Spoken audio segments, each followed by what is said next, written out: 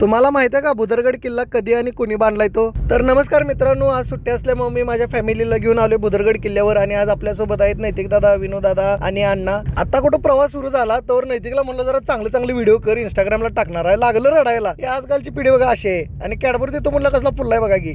सकाळी 9 वाजता घरातनं बाहेर पडलेलो. गारगोटी बरोबर कोल्हापुरातनं 50 किलोमीटर आहे आणि गारगोटीतनं बुदरगड किल्ला आहे बरोबर 15 किलोमीटर. हा बघा मित्रांनो बुदरगड किल्ला आणि या किल्ल्यावरचं बरोबर भैरवनाथाचं मंदिर.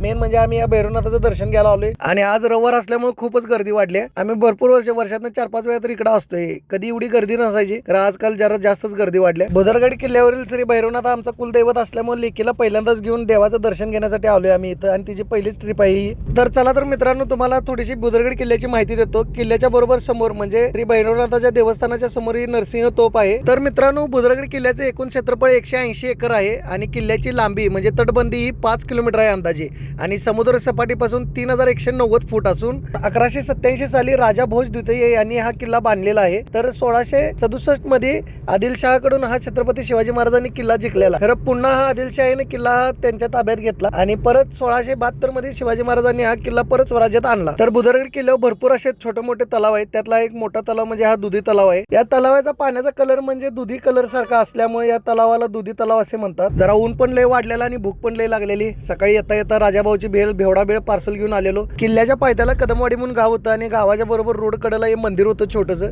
या मंदिराच्या देवाचं पहिलं दर्शन घेतलं आणि इथं चटई टाकून बसलो आम्ही भेळ करायला. कांदा कोथिंबीर कापून जरा भेळ केली आणि आम्ही सगळ्यांनी खाल्ली. भूक पण लय लागलेली. संपूर्ण आजच्या व्हिडिओचं क्रेडिट हे नैतिक साहेबांना देत आहे मी आणि काय यात चुकलं बिकलं असेल तर त्यालाच तुम्ही बोला. भेळ खाऊन झालं इथं जरा 2 मिनिटं बसलो आणि इथला सगळा कचरा गोळा केला कारण आपला कचरा आपली जबाबदारी आणि भावानं जरा तेवढं फॉलो करून घ्या की